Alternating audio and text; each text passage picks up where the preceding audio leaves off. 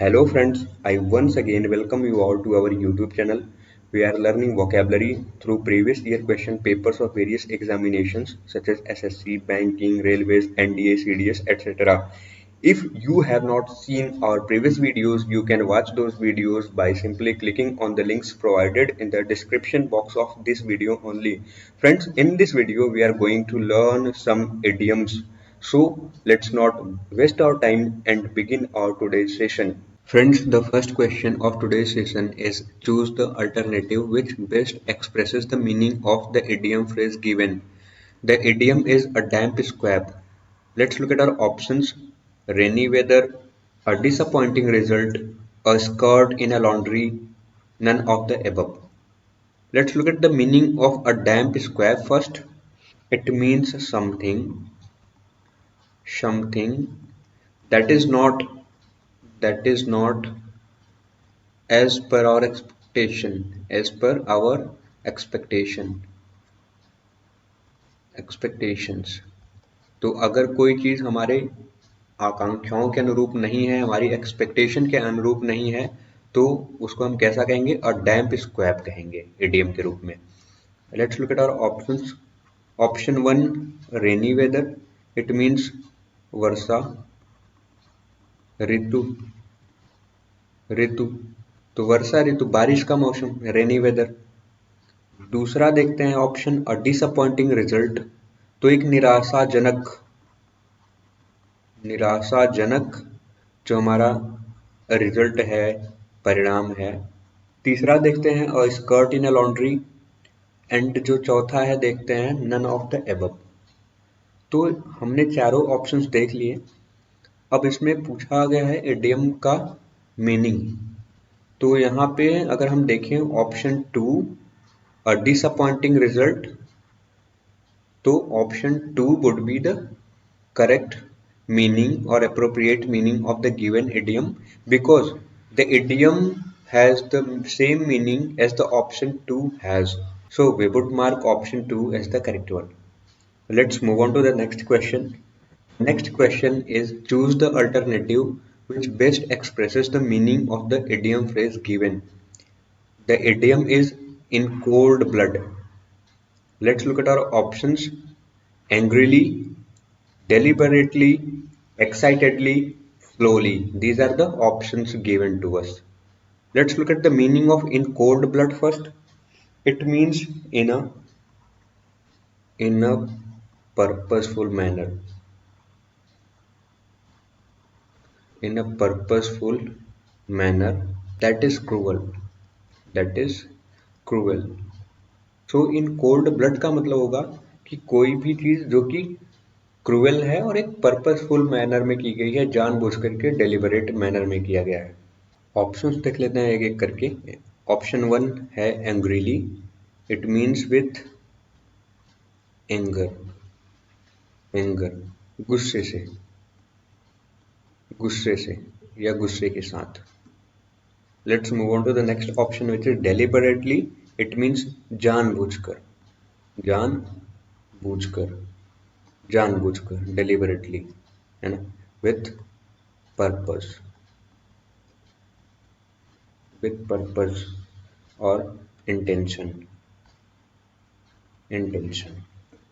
Let's move on to the next option, which is excitedly. It means in a very enthusiastic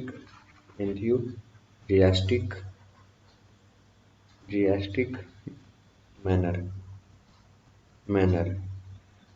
तो इसका अगर हिंदी में देखें तो इसका मतलब होता है उत्साहपूर्ण या उत्साह के साथ, एक्साइटमेंट के साथ, विथ एक्साइटमेंट और in a very enthusiastic manner. Let's move on to the next option which is slowly का मतलब होता है धीरे धीरे, स्लोली का मतलब धीरे धीरे। तो यहाँ पे पूछा गया है इडियम की मीनिंग। तो इडियम हमारा है in cold blood, it means in a purposeful manner, that is cruel in nature. Deliberate would be the appropriate meaning of the given idiom, so we would mark option 2 as the correct one. Let's move on to the next question. Question is choose the alternative which best expresses the meaning of the idiom phrase given. The idiom is to take someone for a ride. To take someone for a ride. Let's look at our options. Option 1 is to give a ride to someone. Option 2 to deceive someone. Option 3 to be indifferent. Option 4 to disclose a secret. Let's look at the meaning of to take someone for a ride. It means cheat or to cheat or lie to someone. तो किसी को धोखा देना, उसे झूठ बोलना क्या कहलाता है? To take someone for a ride. तो धोखा देना इसका मतलब होता है हिंदी में. Let's look at our options one by one. Option 1 is to give a ride to someone. किसी को सवारी देना, किसी को राइड देना. Option 2 to deceive someone. किसी को धोखा देना, किसी को चीट करना, किसी के साथ ट्रिक खेलना. तो टू डिसीव का मतलब होगा धोखा देना. Let's move on to the next option which is to be indifferent. Indifferent का मतलब होता है उदासीन. तो उदासीन रहना. ऑप्शन 4 देख लेते हैं. To disclose a secret. किसी सीक्रेट को क्या करना? डिस्क्लोज कर देना, उजागर कर देना. किसी गुप्त चीज को, गुप्त बात को क्या कर देना? उजागर कर देना. To disclose a secret. तो यहाँ पे अगर ऑप्शन 2 हम देखें तो option 2 is the appropriate meaning of the given word to take someone for a ride. So we would mark option 2 as the correct one. Let's move on to the next question. The question is choose the alternative which best expresses the meaning of the idiom phrase given. The idiom is to move heaven and earth. Let's look at our options. To cause an earthquake, to try everything possible, to pray to all gods, to travel in a rocket. These are the options. Let's look at the meaning of to move heaven and earth. It means to try every possible way. To try every possible way. हर तरह से या हर संभव प्रयास करना. प्रयास करना इसका मतलब होता है to move heaven and earth. Let's look at our options one by one. Option 1 to cause an earthquake. एक अर्थक्वेक का मतलब होता है भूकंप. तो भूकंप पैदा करना. Option 2 to try everything possible. हर संभव प्रयास करना. हर संभव प्रयास करना. प्रयास करना. Option 3 to pray to all gods. तो सभी देवताओं से क्या करना? प्रार्थना करना. देवताओं से प्रार्थना करना. प्रार्थना करना. Option 4 to travel in a rocket. Rocket में यात्रा करना. रॉकेट में सैर करना, यात्रा करना, ट्रेवल करना. आप क्लियरली देख सकते हो कि option 2 is the appropriate meaning of the given word. So we would mark option 2 as the correct one. Let's move on to the next question. The next question is choose the alternative which best expresses the meaning of the idiom phrase given. The idiom is smooth ruffled feathers. Let's look at our options. Option 1 comb untidy hair. Option 2 make people feel less offended. Option 3 tousle someone's hair. Option 4 stroke a pet animal. Let's look at the meaning of smooth ruffled feathers. It means try to make offended people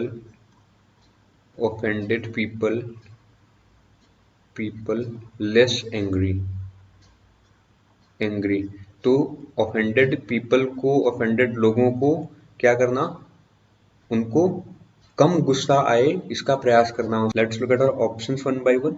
option one is comb untidy hair, मतलब जो untidy, जो NEET नहीं है, जो साफ सुथरा नहीं है, वैसे हेयर को क्या करना, कंघी करना।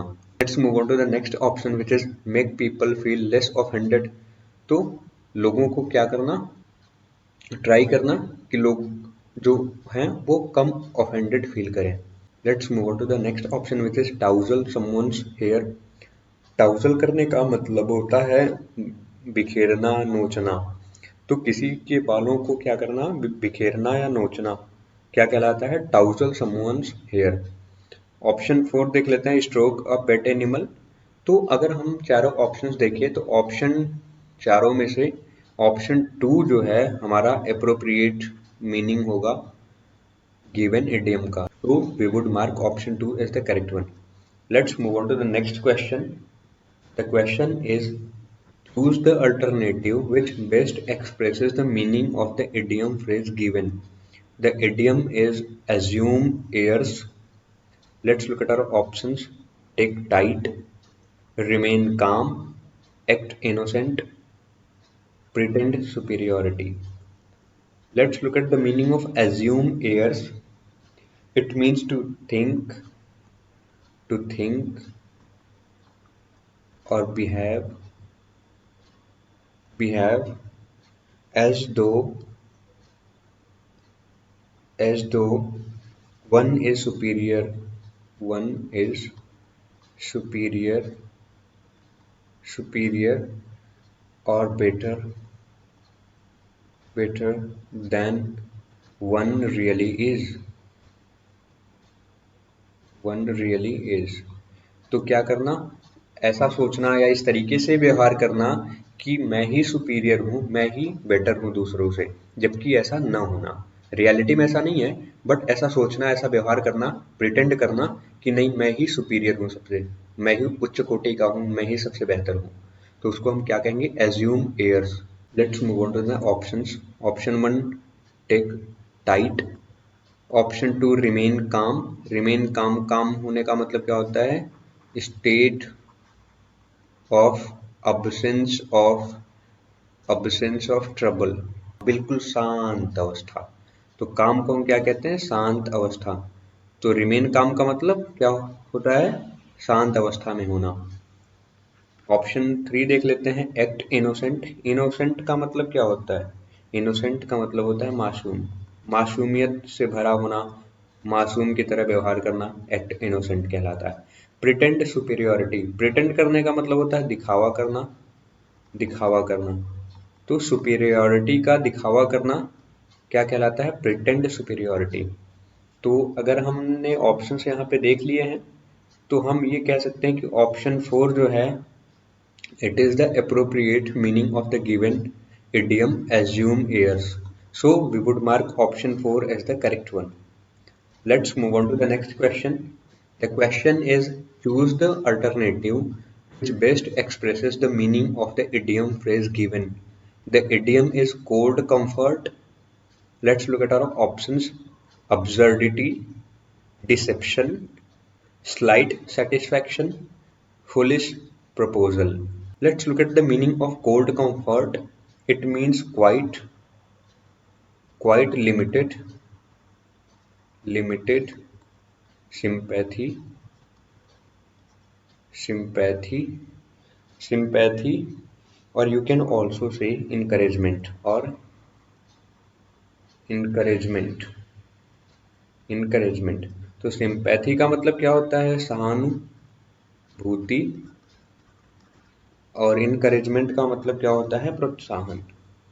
तो प्रोत्साहन, तो लिमिटेड मात्रा में, बिल्कुल सीमित मात्रा में सहानुभूति या प्रोत्साहन देना क्या कहलाता है, कोल्ड कंफर्ट देना कहलाता है। तो ऑप्शंस देख लेते हैं। ऑप्शन 1 जो हमारा है वो है अब्सर्डिटी। इसका मतलब होता है state of being ridiculously unreasonable, ridiculously unreasonable, unreasonable. Unreasonable का मतलब क्या होता है, अतार्किक, अतार्किक जो तथ्यों पर आधारित ना हो, तर्क पर आधारित ना हो, उसको हम कैसा कहते हैं? अनरीजनेबल। तो अगर कोई चीज रिडिकुलसली हास्यास्पद तरीके से अतार्किक है तो हम उसको कैसा कहेंगे? उस स्टेट को हम कहेंगे absurdity. Let's move on to the next option, which is deception. It means of act of deceiving. Deceiving. तो एक्ट ऑफ डिसीविंग को हम क्या कहेंगे? हम कहेंगे कि डिसेप्शन। डिसेप्शन, डिसीव करने का मतलब क्या होता है? धोखा देना। धोखा देना। तो धोखा देने के एक्ट को क्या कहेंगे? क्रिया को हम कहेंगे डिसेप्शन। डिसेप्शन नाउन की तरह यहाँ पे यूज है, और डिसीव जो है वो एक वर्ब की तरह यूज होता है। तो ऑप्शन 3 देख लेते हैं, स्लाइट सेटिस्फैक्शन। स्लाइट सेटिस्फैक्शन का मतलब होता है क्या? कम संतुष्टि। कम संतुष्टि। सेटिस्फैक्शन का मतलब होता है संतुष्टि। तो स्लाइट का मतलब होता है बिल्कुल मिनिमल मात्रा में, कम, थोड़ा सा। तो कम संतुष्टि, slight satisfaction. Let's move on to the next option, which is foolish proposal. तो फुलिश प्रपोजल का मतलब होता है मूर्खता पूर्ण प्रस्ताव। प्रस्ताव, अगर कोई प्रस्ताव मूर्खतापूर्ण है तो उसको हम क्या कहेंगे? Foolish proposal. चारों ऑप्शंस देखने के बाद हम कह सकते हैं कि ऑप्शन 3 जो हमारा है, स्लाइट सेटिस्फैक्शन, कम संतुष्टि, वो हमारा एप्रोप्रिएट मीनिंग है कोल्ड कंफर्ट का। तो हम ऑप्शन 3 को करेक्ट मार्क करेंगे। Let's move on to the next question.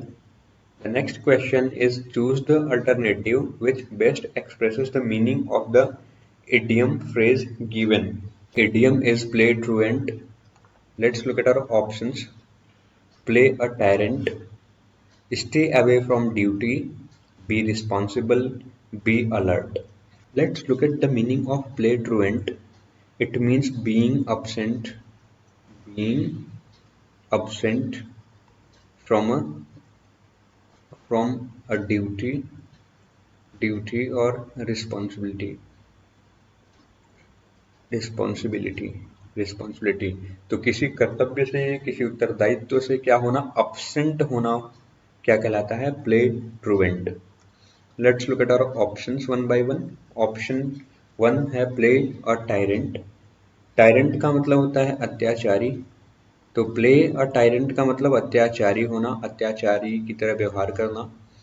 Let's move on to the next option, which is stay away from duty. तो अपने दायित्व से, ड्यूटी से, कर्तव्य से, या कर्तव्य से पीछा छुड़ाना या दूर रहना। दूर रहना। Let's move on to the next option, which is be responsible. Responsible का मतलब होता है उत्तरदायी। उत्तरदायी। तो बी रिस्पॉन्सिबल का मतलब होगा उत्तरदायी होना, जवाबदेह होना। यू कैन ऑल्सो से जवाबदेह होना, जवाबदेह होना। Let's move on to the next option, be alert. Alert का मतलब होता है सतर्क। तो सतर्क होना हो जाएगा बी अलर्ट का हिंदी में मतलब, सतर्क होना। तो यहाँ पे हमने चारों ऑप्शंस देख लिए। तो यहाँ पे अगर हम ऑप्शन 2 को देखें तो प्ले ट्रूवेंट का वही मतलब होता है जो ऑप्शन 2 में दिया हुआ है, stay away from duty. So we would mark option 2 as the correct one. Let's move on to the next question. The next question is choose the alternative which best expresses the meaning of idiom phrase given. The idiom is beggar description. Let's look at our options. Cannot be described, something described by a beggar, a poor account of something, a description of a beggar. Let's look at the meaning of beggar description first. It means very difficult, difficult, difficult, or literally impossible, impossible to describe something. Describe something, something. If something is beggar's description, it means it is very difficult, it is highly unlikely to be deciphered, to be described. तो वहां पे अगर कोई चीज बेगर description है तो वो क्या है, कठिन काम है, उसको डिस्क्राइब करना, उसका विवरण देना कठिन कार्य है, कठिन कार्य है, कठिन है, विवरण देना कठिन है या असंभव सा प्रतीत होता है या असंभव जैसा है। तो ऑप्शंस देख लेते हैं हम अपने। कैन नॉट बी डिस्क्राइब्ड, जो जिसका विवरण न दिया जा सके, विवरण न दिया जा सके तो उसको हम कैसा कहेंगे, कांट बी डिस्क्राइब्ड, दिया जा सके। Let's move on to the next option which is something described by a beggar. ऐसी कोई चीज जो, बेगर का मतलब होता है भिखारी, तो कोई ऐसी चीज जो भिखारी द्वारा विवरण दिया गया हो, उसके बारे में भिखारी द्वारा विवरण दिया गया हो, ऑप्शन 3 देख लेते हैं। A poor account of something. तो पुअर अकाउंट का मतलब किसी का विवरण या किसी का अकाउंट, किसी के बारे में जो डिटेल्स है, जो चीजें अंकित हैं, वो पुअरली मैनेज्ड हैं, अच्छे तरीके से मैनेज नहीं है, तो पुअर अकाउंट ऑफ समथिंग। और चौथा अगर हम देखें तो अ डिस्क्रिप्शन ऑफ अ बेगर, तो एक भिखारी का विवरण, एक भिखारी का विवरण, भिखारी कैसा होता है, तो भिखारी का विवरण। हमने चारों ऑप्शंस देख लिए। ऑप्शन 1 हमारा है कैन नॉट बी डिस्क्राइब्ड। तो बेगर डिस्क्रिप्शन का मतलब भी होता है जिसका विवरण देना कठिन है, जिसको डिस्क्राइब न किया जा सके। तो ऑप्शन 1 हम करेक्ट मार्क करेंगे, option 1 would be the correct one. Let's move on to the next question. The question is choose the alternative which best expresses the meaning of the idiom phrase given. The idiom is to strain every nerve. Let's look at our options. To make utmost efforts, to feel weak and tired, to be diligent worker, to be methodological in work. Let's look at the meaning of to strain every nerve. It means to make the greatest possible effort, to make the greatest possible effort।